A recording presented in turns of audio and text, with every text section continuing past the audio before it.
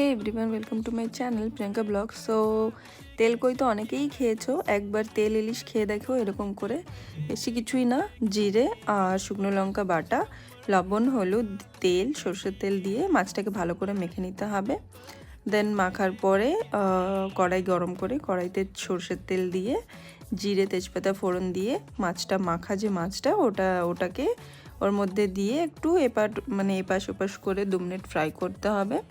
So এখানে দেখতেই পারছো তেলটা গরম হয়ে গেছে, ফোড়ন দিয়ে দিয়েছি। এবার মাছগুলো দিয়ে একটু 2 মিনিট এপাট ওপাট করে একটু ফ্রাই করে, এই দেখো ফ্রাই হয়ে গেছে। জল ঢেলে দিয়ে তা যতটা গ্রেভি খাবে সেই হিসাবে, বেশি পাতলা গ্রেভি তো এটাতে ভালো লাগবে না, সো হালকা গ্রেভি দিয়ে এবার এটাকে ঢেকে দেবো। ঢেকে দিয়ে তারপরে একটু ভালো করে ফুটিয়ে যতটা গ্রেভি রাখবে ওই হিসাবে রেখে তারপরে এটাকে নামিয়ে দেবো। সো এখানে দেখো ঢেকে দিয়েছি, হয়ে গেছে রেডি।